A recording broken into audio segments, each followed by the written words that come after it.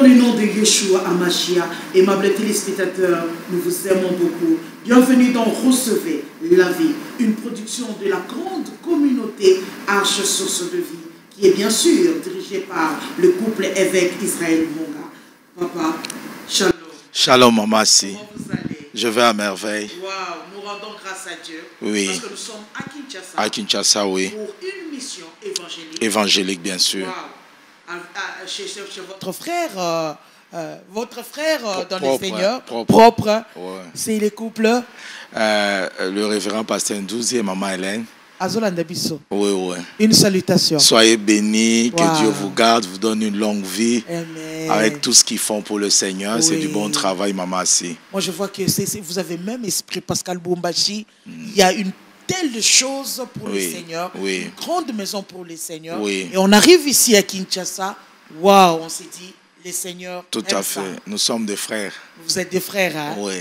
On a une communication à ma case. Il y a ma case, maman. Si. Wow. Merci beaucoup, papa. Oui. Après un temps à Goma, À Goma, oui. où vous avez assisté les sinistrés, vous les avez amenés Jésus-Christ, Oui. vous les avez communiqué Jésus-Christ, Oui. avalé Jésus-Christ, s'habiller Jésus-Christ, Oui. qui est passé bien sûr par vous. Oui. Vraiment, quel message qui était profond, papa. Oui. C'est très important. Oui. Ce que nous voulons dire à ceux-là qui nous entendent, c'est un message d'amour. Amen. Et le Seigneur nous a montré que le Congolais doit avoir l'amour pour son frère et aussi l'amour pour son pays. Nous voyons aujourd'hui dans notre pays, on peut laisser un Chinois réussir, un Indien réussir, un Pakistanais réussir, mais on a difficile à accepter que notre propre frère réussisse. Et oui. Alors aujourd'hui, nous continuons toujours avec ces grands thèmes. Oui. Et je me pose à quand est-ce que vous allez arrêter avec le thème d'Amalek. D'Amalek, oui. Oh, ouais. Et on m'a posé cette question et moi aussi je vous la pose. Maman, si Amalek c'est un principe. Amalek c'est un principe, ce n'est pas seulement un peuple, c'est un principe de vie. Et lorsqu'on comprend le message sur Amalek, on peut vivre une longue vie. Comme je le disais, Amalek n'est pas un combat de l'extérieur. Amalek c'est un combat de l'intérieur. Et c'est dans cette perspective que nous insistons sur Amalek comme un principe. Oui. De l'autre côté, il est écrit, le combat avec Amalek, c'est de génération en génération. Si on ne maîtrise pas le principe, nous n'allons pas enseigner à nos enfants à se garder. Ce qui fait que tout au long de notre émission, nous avons parlé d'Amalek comme étant un combat de l'intérieur. Pourquoi un combat de l'intérieur? Parce que c'est un combat qui est difficile à maîtriser. Et de l'autre côté, nous avons parlé d'Amalek comme un combat de l'intérieur ayant le pouvoir de lier et de livrer. Donc ne peut te lier, te livrer que celui qui est à l'intérieur. Et nous avons parlé d'Amalek encore comme un combat de doute parce qu'il a le même chiffre numérique en hébreu que le chiffre 12. Le chiffre doute ou le mot doute, ce qui fait que nous avions parlé encore d'Amalek dans notre dernière mission, Amalek par rapport à la nation. Et nous avons défini la nation comme une personne qui a trois parties. Il a l'esprit, il a l'âme et il a le corps. Et l'esprit d'Amalek, c'est le gouvernement. Et l'âme d'Amalek, c'est le caractère d'un peuple. Et puis le corps d'Amalek, c'est la richesse du sous-sol. Donc en d'autres termes, c'est là que nous avions essayé de parler d'Amalek par rapport à la nation. Et aujourd'hui, nous avons encore la pensée de continuer sous la même perspective. Et là, j'aimerais parler d'abord du combat d'Amalek. Le combat d'Amalek doit être vu comme un combat générationnel. Et le principe doit être compris selon les générations. Parce que c'est un combat qui se répète. Si tu n'arrives pas à vaincre dans une génération, tu ne pourras pas vaincre dans une autre génération. Et c'est là que je voulais vraiment qu'on parle d'Amalek par rapport à la nation et énumérer certains principes. Merci beaucoup, aimables téléspectateurs. Est-ce que vous avez votre Bible? Est-ce que vous avez votre agenda? Est-ce que vous avez votre stylo? Bon appétit d'avance. Homme de Dieu. Oui, maman, si. Parce qu'aujourd'hui, on parle d'Amalek. Oui. Vous venez de parler de l'amour. Oui. Est-ce que réellement Amalek fonctionne avec l'amour ou bien fonctionne avec autre chose? Amalek, c'est le principe de la jalousie. Expliquez-vous. Ça signifie que Amalek est celui qui vit avec toi. Amalek est celui qui te connaît. Oui. Amalek est ton frère dans le sang. Oui. Amalek est ton ami. Ton ami qui est devenu comme un frère. Oui. Amalek, c'est ton père. Très bien. Amalek, c'est ta mère. Et Jésus dit quelque part, oui, si l'amour que tu as pour lui ne dépasse pas l'amour de ton père, ne dépasse pas l'amour de ta mère, tu n'es pas digne du royaume. Très bien. Et c'est là que Jésus dit, je ne suis pas venu apporter la paix. Ouais. Je suis venu apporter l'épée, oui, pour séparer le père avec son fils, la mère avec sa fille, le père avec sa belle-fille, la belle-fille avec sa mère. Et l'homme aura pour ennemi les gens de sa propre maison. Ça signifie en d'autres termes, oui, Jésus montre les degrés de l'amour. Ça signifie que ceux-là qui ont vaincu le combat d'Amalek sont ceux-là dont l'amour a dépassé l'amour des hommes. Hey. Ils ont aimé Dieu plus que les hommes. Ouais. Et lorsque les hommes se sont levés, l'amour qu'ils avaient de Dieu, oui, les a permis de vaincre Amalek. Alléluia, alléluia. Et si tu aimes le gens, la mère, le père, plus que Dieu, et lorsque le combat d'Amalek s'élève, là tu te perds. Tu te perds parce qu'en ce moment-là, lorsque ton amour par rapport à Dieu est inférieur par rapport à l'amour que tu as pour ta famille. Or, Jésus dit ceci, l'homme aura pour ennemi les gens de sa propre famille. Ça signifie que si dans ta famille, tu as déjà des ennemis, maintenant l'inconvénient avec Amalek, les ennemis de ta famille, tu ne les connais pas. C'est pourquoi le profil d'Amalek, oui, c'est un profil dangereux. Pourquoi Satan utilise Amalek? Parce que Amalek est lié à la faiblesse de la chair. Il est lié à la faiblesse du sang. Ça signifie un père qui t'a engendré, oui, une mère qui t'a engendré, un frère avec lequel vous avez eu la même mamelle. À un certain niveau de la vie, il devient jaloux de toi. Ce qui est à toi, il estime que c'est lui qui doit bénéficier de ça. Et il se laisse utiliser par Satan. Cet ennemi devient redoutable parce que tu ne le vois pas, tu ne l'attends pas venir de la famille. Et c'est ça le combat d'Amalek. C'est le combat de Caïn et de Abel. Lorsque Abel était avec Caïn, oui, il était en sécurité. Mais c'est son frère. Exactement. Il ne pouvait pas bâtir son autel loin de son frère. Très bien. Il se disait, si je le bâtis près de mon frère, si j'ai des problèmes, il peut me secourir. Oui. Mais lorsque Dieu est venu, il a exaucé la prière d'Abel. Il a refusé Caïn et son offrande. Dieu dit à Caïn, le péché se couche à ta porte. Quel péché? Le péché de la haine envers son frère. Il lui dit, domine sur lui. Et Caïn n'était pas à mesure de se maîtriser. Il a saisi son frère, oui, et il a tué son frère. Donc vous voyez déjà que la haine et la jalousie n'ont pas de tribu. Wow. Ça signifie en d'autres termes, tout dépend de promesses de Dieu, de là où Dieu est en train de t'amener, oui, de ton élévation et de la capacité des gens qui appartiennent à ta famille, cette capacité qu'ils ont à supporter ta bénédiction. Nous l'avons vu avec Joseph. Oui. Joseph était avec ses frères. Oui. À un certain moment, il a commencé à voir des rêves, oui, à voir des visions. Et la Bible dit, lorsqu'il raconta ses visions à ses frères, et ses frères l'ont haï. Ils ont dit, nous allons voir que deviendra ces visions. Mais est-ce qu'avoir une vision, c'est un problème? Le problème, c'est ton étoile. Wow. Le problème, c'est ton appel. Le problème, c'est là où Dieu veut t'amener. Dieu peut supporter ta gloire, pas Satan. Dieu peut supporter ta joie, pas Satan. Et si Satan ne supporte pas ta joie, il n'utilisera pas les gens qui sont loin, il utilisera les gens qui sont à côté, mais dont le cœur ne supporte pas ton élévation, dont le cœur ne supporte pas ta prospérité. Donc avec cet exemple, même avec la vie actuelle, parce que là c'était Joseph, Joseph n'est plus, Caïn n'est plus. Alors là, c'est-à-dire, même dans le monde d'aujourd'hui, on a aussi ces sentiments de la haine. Exactement. C'est pourquoi nous ne voulons pas dire aux gens, beau vivre keba keba. Mais nous voulons dire aux gens, la Bible dit, je vous envoie au milieu des brebis, des loups, soyez prudents comme le serpent, souple comme la colombe. Très bien. La première fois dans la Bible, là on a loué la qualité d'un serpent. Et ce n'est même pas un prophète qui l'a fait. C'est Jésus lui-même qui a loué. Il a dit, Azalakaka mutu abomaka, Azalakaka esprit de mort, Azalakaka mutu aboakaka poison. Mais Jésus a relevé la qualité du serpent. Quelle est la qualité du serpent? C'est la prudence. Donc le serpent ne sort pas comme tout autre. Exactement. Et ce qui fait que la qualité du serpent, c'est que le serpent, c'est que nazana nyoka. Donc, tabarole kabaromona eba osale logote. Mbwako le kabarosale logote, soso ba osale logote. Tu as nyoka.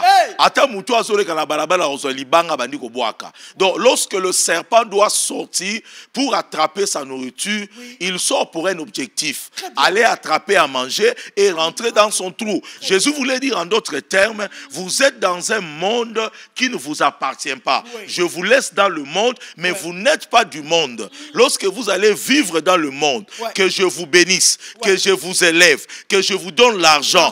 Vivez et soyez prudents comme les serpents, pas comme l'agneau, pas comme la colombe, mais soyez prudents comme le serpent. Wow. Et ce qui fait que le combat d'Amalek, c'est le profil que Satan a choisi lorsque nous franchissons la servitude des pharaons, lorsque nous quittons les combats des pharaons, nous sommes épuisés, nous sommes affaiblis, alors Amalek vient pour tourmenter notre repos. Lorsque vous parlez des combats des pharaons, il s'agit de quel combat? Le combat des pharaons, c'est le combat de la servitude. C'est le combat du monde. Ça signifie que lorsque nous sommes dans le monde, nous sommes sous le système pharaonique. Ça signifie, nous ne connaissons pas encore Dieu, nous avons notre appel et le Seigneur nous délivre de l'autorité des pharaons. Mais le combat d'Amalek n'est pas le combat lorsque nous étions païens, on a donné notre vie à Dieu. C'est le combat que nous vivons en étant dans le Seigneur. C'est le combat qui vient dans l'église, là où il y a des chrétiens. C'est les autres chrétiens qui mettent le poison dans ton verre. C'est les autres chrétiens qui se tirent à côté pour dire pourquoi seulement elle. Et c'est ça en ça que ça devient un combat de famille. Amalek n'est pas seulement le combat de la famille charnelle, il est aussi le combat de la famille religieuse. Parce que celui que tu appelles frère, c'est celui qui te critique lorsque tu es béni. C'est celui qui devient jaloux lorsque tu te maries. Maman, si trois filles entrent en retraite et dans leur retraite, elles prient pour que Dieu leur donne le mariage. Comme Dieu, c'est un Dieu qui exauce la prière. Après quelques temps, Dieu a commencé à libérer le mariage. Et vous allez remarquer que lorsque la première a eu le mariage, les deux autres, le jour de la cérémonie, se sont tirés à côté pour dire qu'est-ce qu'elle croit. Et c'est elles qui sont allées voir le futur marié, le futur fiancé, pour lui raconter la vie de leur ami. Oh Alongola Zemi, oh Asalaboe, oh Abimana Mutuboye. Et le jeune homme a changé d'avis le jour même du mariage.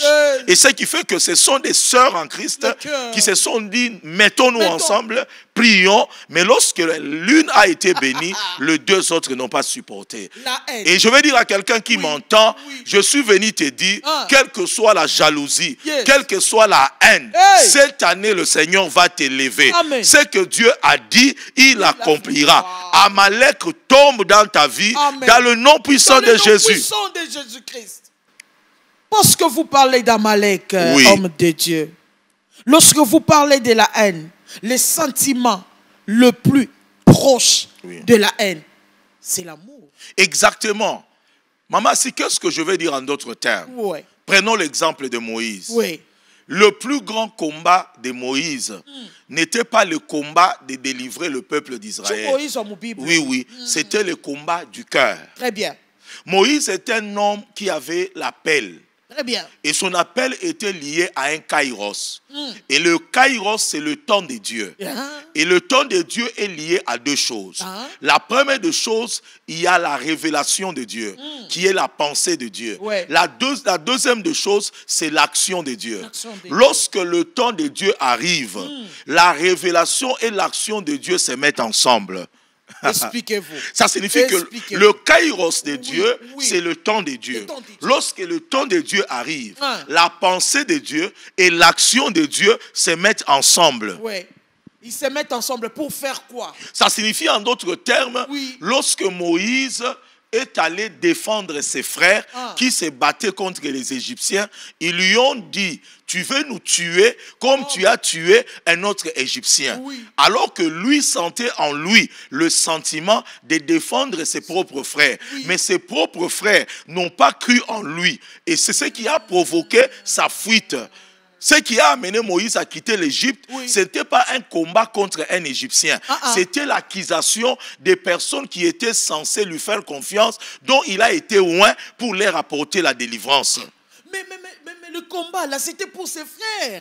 Exactement. Ça signifie que bateau baza censé bandi mayo. Bazon di mayo te parce que yoza ndekona bango. Ça signifie en d'autres termes, David se tient devant Goliath. Il dit: je vais renverser Goliath. Son faux frère Eliab. Il lui dit: je connais ta malice. Tu es venu ici, je connais ta malice. Ça signifie même son propre frère n'avait pas confiance en lui. Et de l'autre côté, Jésus lui-même n'a pas pu faire le miracle dans sa propre patrie parce qu'ils l'ont vu comme un fils d'un charpentier. Ça signifie en d'autres termes, exactement. Ça signifie que le combat d'Amalek, c'est le fait que tu as des blessures, tu as le rejet de tes propres frères, de ta propre famille qui étaient censés soutenir la grâce que le Seigneur t'a donnée. Oh, papa, c'est fort, c'est fort. Donc ma famille là me blesse. Ma famille là. Bazon di mayote. Eloko anzambe za na kati na yo, batu bazo benga yo pasteur assis, batu bazo benga yo servante de Dieu. Yako bengo kasi yaka. Kasi kuya. Arobengo pe en public. Ça signifie que le respect que eux devaient te donner pour que le monde extérieur t'accepte et se mette à te critiquer et se mette à te renier. Et ce qui fait que Moïse ne s'était pas senti considéré. Pour ses frères, il n'était pas un libérateur. Alors qu'en lui, il y avait un mouvement pour aller défendre ses frères. Et c'est comme ça qu'il a pris fuite en Égypte en ayant des blessures. Et lorsque Dieu a rencontré Moïse, il s'est buté à ces problèmes-là. Ceux-là qui nous suivent, soyez bénis. Écoutez très bien le combat d'Amalek. C'est un combat où ta propre famille, ta propre nation n'accepte pas ce que Dieu a mis en toi, ne reconnaissent pas la grâce que Dieu a mis en toi. Et c'est ça le combat d'Amalek. Ils acceptent la grâce des autres. Des Américains. Parce qu'Anatokia Mouboulaya. Exactement. Parce qu'ils s'habillent très bien. Exactement. Parce qu'ils parlent un bon français. Exactement. Et toi, on ne t'accepte pas parce qu'on connaît comment tu as grandi, là où tu es en train de partir. Cela est arrivé avec Joseph, cela est arrivé avec Jésus et cela est arrivé avec Moïse. J'aimerais me retarder sur Moïse parce que Moïse a eu un problème de blessures, un problème de rejet, un problème du cœur qui a retardé l'accomplissement divin. Pourquoi le cœur? Le cœur parce que le cœur, c'est le seul indicateur si tu vas courir vite avec Dieu ou si tu vas avancer lentement avec Dieu. Expliquez-vous. Nous allons prendre la Bible, ceux-là qui nous suivent. Alléluia. Nous sommes dans les livres de Exode. Et j'aimerais que vous me suivez très bien. Nous sommes dans les livres d'Exode 4. Et nous allons lire la parole de Dieu. Exode 4 à partir du verset 3. Quelqu'un dit Amen très bien. C'est là que nous suivons. Soyez bénis. Que Dieu vous donne la victoire sur Amalek. Maman, si la Bible dit ceci, l'Éternel dit: jette-la par terre. Il la jeta par terre. Elle devient un serpent et Moïse fuya devant lui. L'Éternel dit à Moïse: étends ta main, saisis-le par la queue. Il étendit la main et le saisit. Et le serpent redevint une verge dans sa main. Verset 5. C'est là que dit l'Éternel: c'est que tu feras afin qu'ils croient que l'Éternel, le Dieu de leur père, t'est apparu, le Dieu d'Abraham, le Dieu d'Isaac et le Dieu de Jacob. L'Éternel dit encore, mets ta main dans ton sein. Dans d'autres versions, mets dans ton cœur. Il mit sa main dans le sein, puis il la retira. Voici sa main couverte de lèpre, blanche comme la neige. Verset 7, il dit, remets ta main dans ton sein. Ça signifie sur ton cœur. Il remit sa main dans son cœur, puis il retira de son sein. Voici, elle était redevenue comme de la chair. Il dit au verset 8, s'ils ne te croient pas, dit l'Éternel, ils n'écoutent pas la voix du premier signe. Ils croiront à la voix du dernier signe. Les derniers signes, c'était prendre la main, et mettre sur le cœur. Et lorsqu'il sort la main, ça devient la lèpre. Lorsqu'il remet la main redevient normale. Et le troisième, il dit, si les deux signes, ils ne croient pas, nous aurons à lire ça, tu vas prendre de l'eau du Nil, tu vas verser sur la terre, l'eau deviendra du sang. Donc Dieu a donné à Moïse 3 signes. Mais tu vas voir maman assis, parmi les 3 signes, Moïse était censé faire le 3 devant Pharaon. Et il devait croire en lui. Mais Moïse n'a fait que 2. Le premier et le troisième. Il a jeté le bâton, c'est devenu un serpent. Il a pris de l'eau, il a mis sous la terre, c'est devenu l'eau est devenue du sang. Mais nous constatons, moi et toi, que dans la Bible, il n'y a que 2 miracles que Moïse a fait. Le deuxième, il ne l'a pas exécuté. Parce qu'il y a un principe caché. C'est là qu'il y avait le problème de Moïse. Dieu l'a envoyé pour parler à Pharaon. Au même moment, il lui a dit, un miracle t'appartient. Même s'il ne l'a pas dit clairement, par la révélation du Saint-Esprit, nous avons compris qu'il avait un problème. Le deuxième miracle n'était pas pour Pharaon, c'était pour Moïse. Moïse avait un cœur détruit, Moïse avait un cœur rejeté parce qu'il est allé dans le désert, pas parce qu'un juif l'a poussé, pas parce qu'un Égyptien l'a accusé, mais c'était ses propres frères qui n'ont pas cru en lui et qui ont fait sortir le secret. Merci beaucoup, homme de Dieu, parce que vous parlez des cœurs. Qu'est-ce qu'on peut comprendre? Pourquoi lui, Moïse, qui parlait avec le Seigneur, qui fréquentait le Seigneur, qui avait l'ainsi dit le Seigneur, qui était un serviteur de Dieu à l'écoute de l'Éternel, mais seulement pour son cœur. Pourquoi le diable touchait toujours son cœur? C'est parce que le mystère, c'est que Dieu nous l'a révélé dans le miracle. Qu'est-ce que Dieu a demandé à Moïse? Il a dit à Moïse, prends ta main, mets sur ton sein. Ici, il y a d'abord une révélation, maman. Dis amen, je te donne la révélation. Papa. Maman, si la révélation est ici, c'est par rapport au kairos de Dieu. À chaque fois que le temps de Dieu arrive, Dieu associe la révélation et l'action. Ça signifie le cœur, c'est la pensée. Et la main, c'est l'action. On agit par la main. Et on pense par le cœur. Ça signifie Dieu voulait lui dire, mets ta pensée et ton action, tes actions ensemble. Parce que le temps Kairos est là. Le temps de la délivrance de ton peuple est là. Regardez la première fois. Il voulait aider ses frères. Il voulait les délivrer contre un Égyptien. Mais quel était le résultat? Il a été frustré. Il a fui dans le désert. Pourquoi? Parce que le temps n'était pas le bon temps, mais les désirs étaient corrects. Très bien. Donc il faut faire attention à ces niveaux. Exactement. La pensée était correcte. Il était un libérateur. Il était celui qui devait délivrer. Mais le temps n'était pas approprié. Alors l'action qu'il a posée ne correspondait pas à la pensée qu'il avait. Il a posé une action pour défendre ses frères, mais ça l'a amené à la frustration parce que la pensée était correcte, mais il ne pouvait pas poser cette action-là pendant ce temps-là. Mais lorsque Dieu l'a rencontré dans le buisson ardent, Dieu lui a dit, tu as passé 40 ans dans le le désert. 40 ans maintenant est fini. Tu dois te relever maintenant. Rentrer dans le pays de la servitude.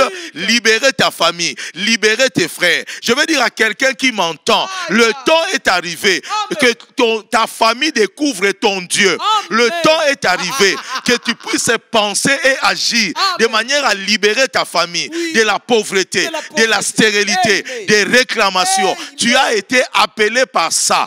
Même si les gens de ta propre famille ne t'ont pas accepté, ils t'ont critiqué, ils t'ont détruit. C'est le temps de leur accorder ton pardon. Ce n'est plus le temps où ton cœur doit être abîmé. Ce n'est plus le temps où tu dois regarder aux événements passés. C'est le temps de pardon et le temps de la délivrance. Évêque, lorsque vous parlez de pardon, oui, le pardon n'est pas facile. Exactement. Surtout si on a torturé ton cœur. Exactement. Oui. Non, moi je ne peux pas supporter ça. Exactement. Mais toi tu as ça. Exactement. Et là vous demandez encore le pardon. Exactement. Mais ce n'est pas facile, homme de Dieu. Exactement.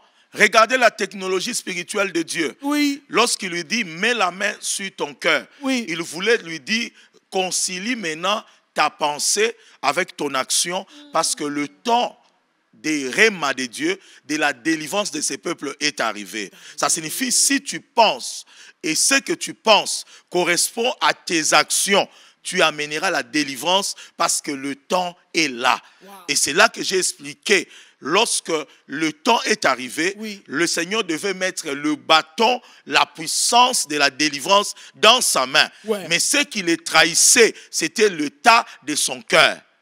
Donc si je comprends très bien, c'était aussi difficile de Moïse de conquérir. Parce que son exactement. C'est ce qui a amené le retard prophétique.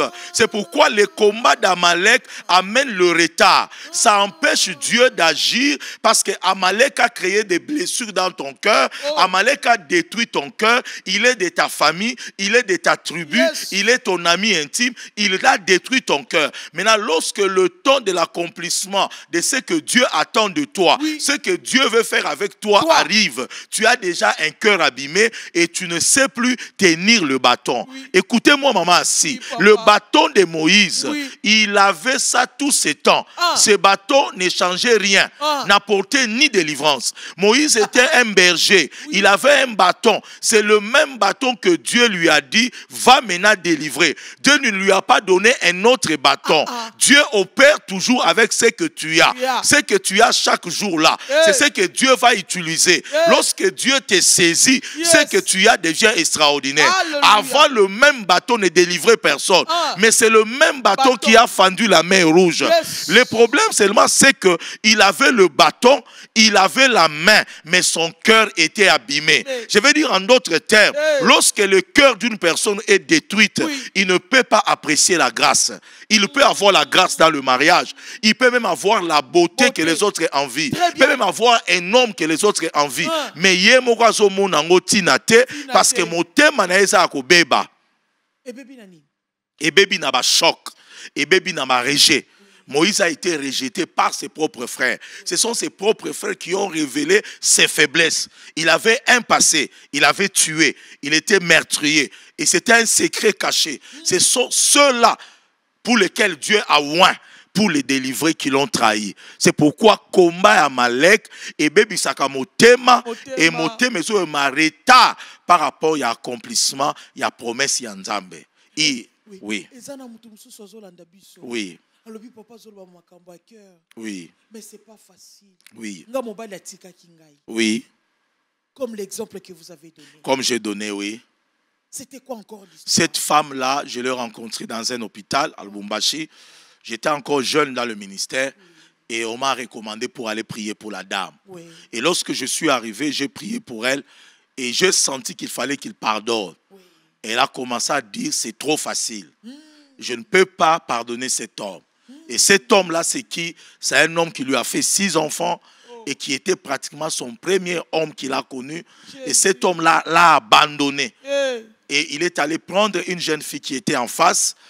Et il a fait plus de 10 ans il passait sous la même avenue, il voyait ses enfants. Ses enfants étaient aux écoles humanité. Ils sont arrivés même à l'université. Il les a abandonnés financièrement. Et de l'autre côté, en face, il a acheté la voiture, il a payé la maison. Mais de l'autre côté, il ne les regardait même pas. Et cette femme a été détruite dans son cœur et elle s'est retrouvée à l'hôpital avec un problème de sucre, avec un problème d'un cœur qui avait une hypertension, toujours 22-17, et il ne pouvait plus marcher. Et ses pieds étaient gonflés et elle ne mangeait plus bien. Et c'est comme ça que je l'ai rencontrée et la convaincre de pardonner cet homme-là. Elle a dit que c'était facile de pardonner cet homme-là. Il m'a dit, j'ai beaucoup de respect pour toi, je t'ai appelé pour la prière, mais demande-moi autre chose, mais pas pardonner cet homme-là. Tu ne sais pas le mal que cet homme-là m'a fait. Il a détruit ma vie. Il a détruit ma vie. Et j'ai compris qu'il ne fallait pas que je force. Elle devenait agressive. Je suis parti. J'ai commencé à prier. Dieu m'a dit, le ciel est fermé et la porte du ciel est fermée. Si elle ne pardonne pas, non seulement que la vie a été difficile pour elle, elle perdrait même encore la vie éternelle. Et Dieu me dira de lier l'esprit du non-pardon. Je dis bien l'esprit du non-pardon. J'ai commencé à prier et à lier cet esprit-là. Le lendemain, lorsque je suis rentré, j'ai commencé à l'exhorter sur le pardon et que Dieu voulait qu'elle pardonne pour que le ciel s'ouvre. Elle avait des larmes qui coulaient aux yeux. Finalement, il m'a regardé. Il m'a dit, à cause de l'Éternel, à cause de ton Dieu, je pardonne cet homme. Elle pleurait, elle pleurait, elle pleurait. Et elle a pleuré et puis elle a dit, je pardonne cet homme-là. C'était fini. J'ai béni le Seigneur. L'esprit de non-pardon est parti. Le lendemain, lorsque je suis rentré pour venir maintenant l'exhorter, pour qu'elle ait la guérison, on me dira qu'elle n'est plus là. La nuit à minuit, 23h, elle a rendu l'âme. Le Seigneur l'a récupérée. Et le cœur de cette femme était brisé et le Seigneur a préféré la récupérer. Maman, si tu vois déjà cet exemple, il y a des gens qui ont un cœur brisé. Il y a des gens qui ont connu des choses. Et je suis venu dire sur ces plateaux à ceux-là qui m'entendent, Moïse a connu un retard dans l'accomplissement prophétique parce qu'il n'a pas su gérer son cœur.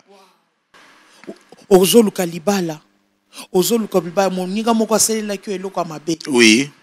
Mais au côté si on a libala ngo ya kitoko, vandata na libala, okomi na problème à cœur. Okomi na problème à cœur. Moyen ko jouir na libala les ali susté. Parce que maman, si Dieu c'est un Dieu de seconde grâce, c'est qu'on a perdu dans une saison, le Seigneur les ramène dans une autre saison. N'est-ce pas, il est écrit, je vous restaurerai les années qui ont dévoré les souterrains. Nzamba sala akara mabete ou a permettre mabete na lobaboye. A permettre mabe komi mais yemoko nzambe akayaka saison mususu oyo akobongisa mabe wana. Les années qui ont été dévorées par les souterrains, il est écrit, je vous restaurerai. Mais yosko il faut yeba que moment oyo perdre et ça moment où permettre motema na yo e beba parce que leur saison mususu malamu ko ya yo so bebisi motema na yo o bebisi santé na yo oko jouir sous na saison wana te. C'est pourquoi Nzambe pona utiliser Moïse, il lui a dit prends ta main, mets dans le cœur. Leur abimisi liboko et ça là qui une main lépreuse. Dieu lui a dit avec cette main là, avec ces cœurs là, tu ne pourras pas tenir le bâton. Remets maintenant la main. Je te donne un autre cœur. Il y a des gens qui ont besoin de notre cœur pour faire la mission que Dieu les a donnée. Il y a des gens qui ont besoin d'un autre cœur pour jouir de la seconde grâce.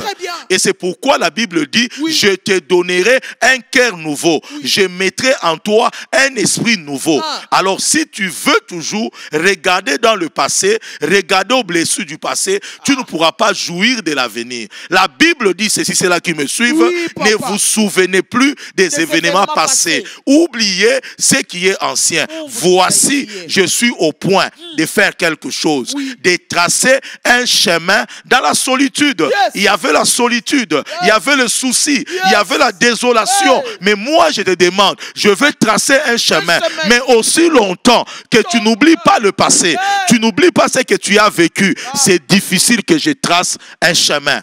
Et Amalek vient pour que ton regard soit toujours vers le passé. Donc si je comprends très bien, le cœur, les blessures que nous avons, peut empêcher l'Éternel d'agir. Ça amène un retard. Maman, si regarde, la Bible dit, après 400 ans, je reviendrai, je vous délivrerai, dit l'Éternel.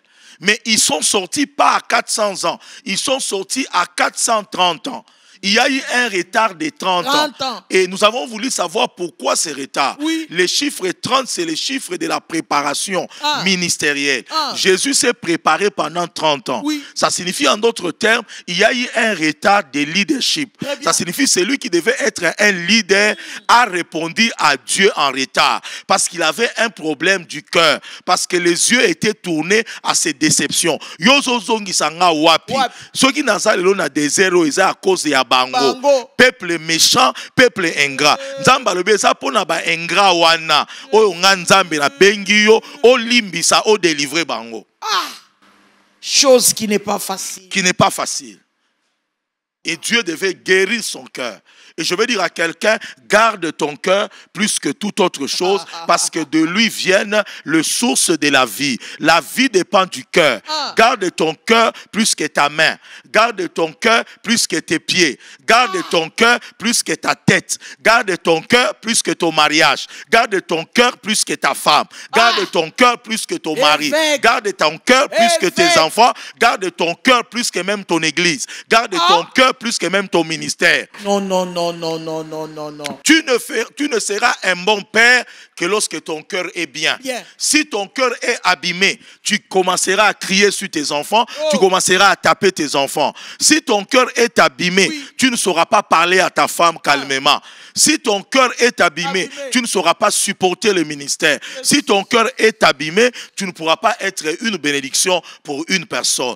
Garde ton cœur plus que toute autre chose, tout ce que tu as. Pourquoi on fait cette allusion du cœur, dire que plus que la tête? Or, avec la tête, on a les yeux, on a le cerveau. Mais le cœur, là, c'est juste comme un sounyemouké. Exactement. Exactement. Vous savez toujours, parce que vous êtes médecin, oui. Vous avez dit, lorsque tu as fait encore mi-vie, donc exactement. Ça signifie que lorsque tu tiens ta main comme ça, c'est ça la grandeur de ton cœur. Cela est prouvé par la médecine. Les chirurgiens le savent. Lorsque tu fais comme ça, c'est ça la grandeur de ton cœur. Ça signifie ton cœur à toi et ta main ont la même grandeur. Ça signifie ta pensée a la même grandeur que tes actions. Tu ne peux pas faire de grandes actions si tu n'as pas un grand cœur. Toutes les personnes qui ont fait de grandes actions, Dieu a élargi leur cœur. Dieu a guéri leur cœur. Parce qu'au cœur est liée la présence de Dieu. La Bible dit, heureux ceux qui ont le cœur pur parce qu'ils verront le Seigneur. Matthieu 5, verset 8. Heureux ceux qui ont le cœur pur. Parce que heureux ceux qui font les retraites. Non, pas ceux-là qui parlent en langue. Non, ceux-là qui ont le cœur pur. Il y a d'autres, non. Non, ceux-là qui ont le cœur pur. C'est pourquoi tu vois la main était lépreuse. La lèpre, c'est le péché. Dans le cœur de Moïse, il y avait la lèpre. Et le Seigneur dit, avec un cœur lépreux, tu ne pourras pas tenir le bâton, tu ne pourras pas utiliser ma puissance pour délivrer ces peuples. Et ça, tu me dans ce bazo kangai, oza ko échouer mingi, ozolo ba kenza bazo salate, ozolo ba ke ba promesse zo tarder, oza na mutema ya kobeba, ba fingiye. Mususu tolo ba belle famille fingiye. Oui. Mususu tolo ba belle, moi si mususu lobi ngana botaka tembe mobile dangazo kendo critiquer ngai. Oui. Tout ça, c'est dans le cœur. Dans le cœur, maman, si. Et je l'ai aussi expliqué, ceux-là qui m'entendent, en tant que médecin, la tête est liée au cœur et à l'estomac par un nerf qu'on appelle le nerf pneumogastrique. Ce nerf-là, c'est un nerf qui relie une branche au cœur, ça quitte la tête vers le cœur, une autre branche vers l'estomac. À chaque fois que tu penses beaucoup, tu stimules la sécrétion des adrénalines et des catécholamines qui ramènent ton cœur à s'étendre. Et cela peut causer mutezo vimba et causer la tension. Et branche mususu ezokene na estomac ezoko sécréter acide et l'air yozo kanisa mingi obela maladie à estomac obela maladie à mutema et ce qui fait que ma kanisi na yo ezo bebisa nzoto na yo parce que yo ozoka ko kanisa. C'est pourquoi Bible lobi garde ton cœur plus que toute autre chose. Quelqu'un qui garde son cœur, il n'aura pas de problème du cœur, il n'aura pas de problème d'estomac. Et c'est pourquoi j'insiste à ce niveau-là. il y a un retard dans ta vie parce que mon thème na yo za kobeba. Papa, parce qu'on fait signe de l'autre côté, oui. Il nous reste quelques poussières. Qu'est-ce qu'on peut faire lorsqu'on est devant les situations compliquées?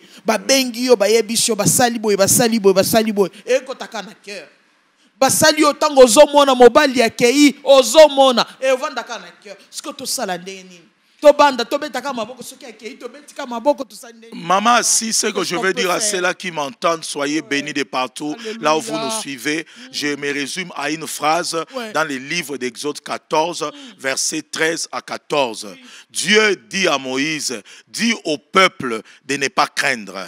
2, dis au peuple de rester sur place. 3, dis au peuple de regarder la délivrance. Car les Égyptiens que vous voyez, vous ne le verrez plus jamais. L'Éternel combattra pour toi.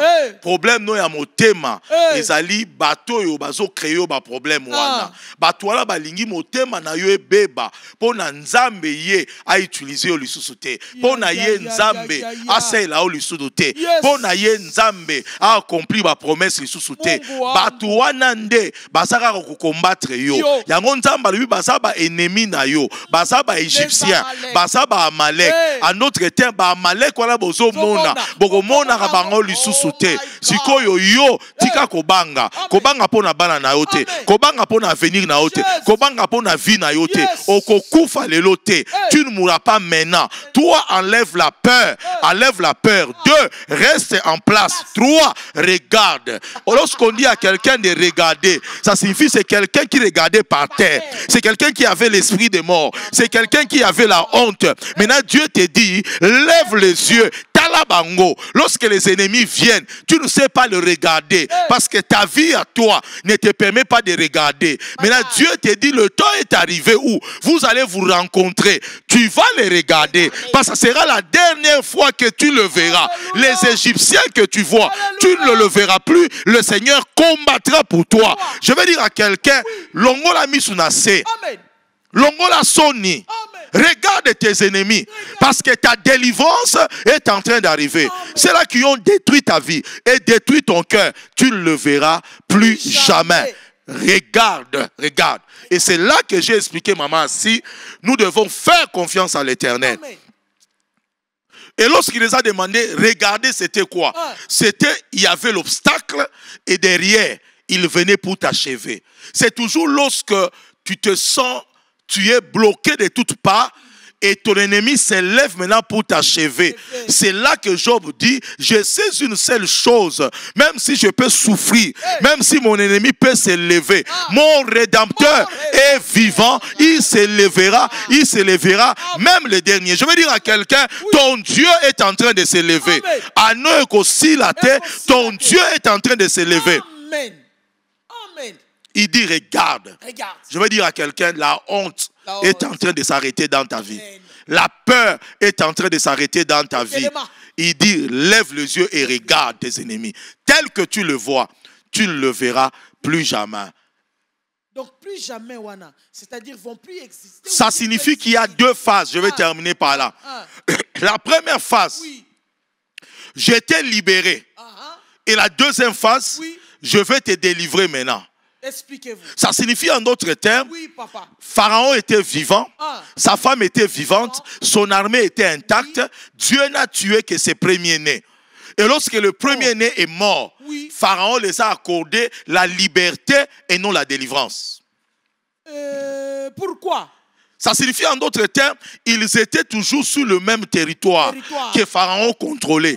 Il les a dit, allez. Mais ils n'étaient pas délivrés.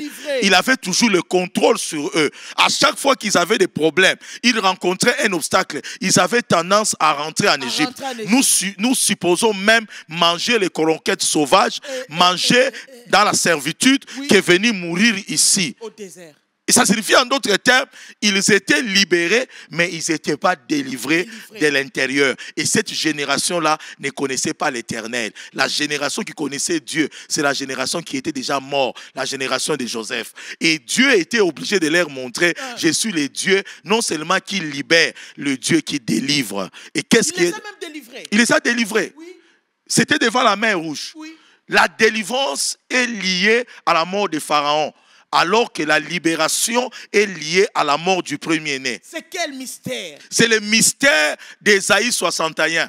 L'Esprit de Dieu sur moi, l'Esprit de Dieu m'a oint, afin d'apporter la bonne nouvelle aux malheureux, guérir ceux qui ont le cœur blessé et proclamer la liberté aux prisonniers et la délivrance aux captifs.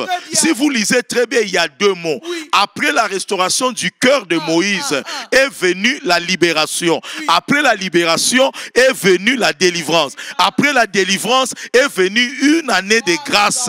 Ça signifie en d'autres termes, si le cœur est détruit, tu ne pourras pas apprécier la libération. Si le cœur est détruit, tu ne pourras pas connaître la délivrance. Si le cœur est détruit, tu ne pourras pas apprécier la grâce. Pour apprécier la grâce, il faut d'abord la restauration du cœur. Et une fois que le cœur est restauré, Dieu vient maintenant avec le bâton te faire sortir. C'est la libération. Maintenant, lorsque tu arrives devant la mer rouge, il faut la délivrance. La délivrance ne peut venir que lorsque tu es libéré. Et après la délivrance, maintenant, tu traverses la mer rouge, tu commences à jouir de la grâce. La manne tombe, l'eau sort du rocher et la grâce t'accompagne. C'est là que David dit, oui, le bonheur et la grâce t'accompagneront tous les jours de ta vie. Alléluia, alléluia. Quel message. Exactement, maman. Wow. La grâce. Et la grâce, c'est qui? La grâce, c'est la personne de Jésus.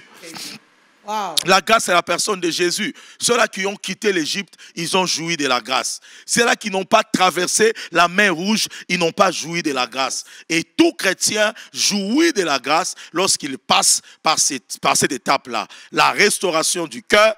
La deuxième des choses, ça sera la libération. Et la libération est liée à la mort du premier-né.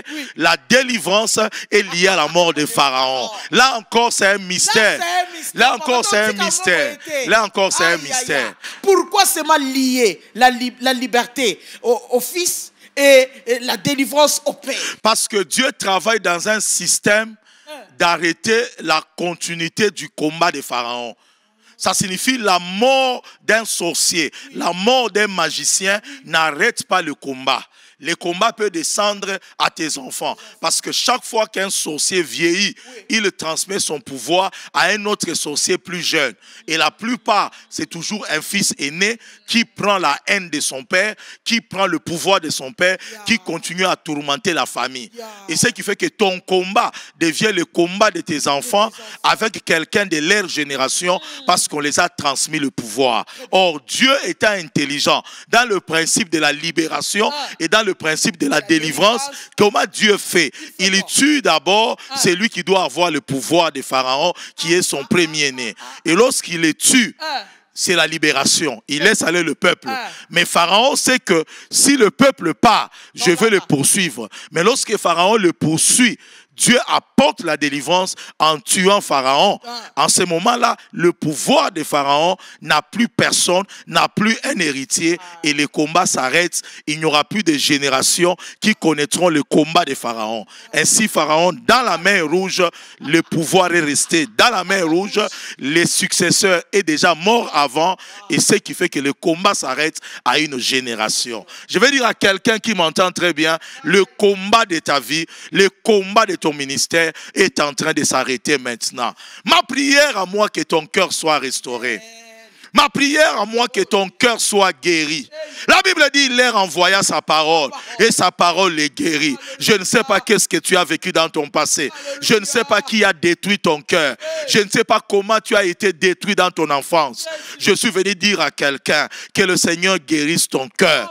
Que le Seigneur te guérisse de tes blessures.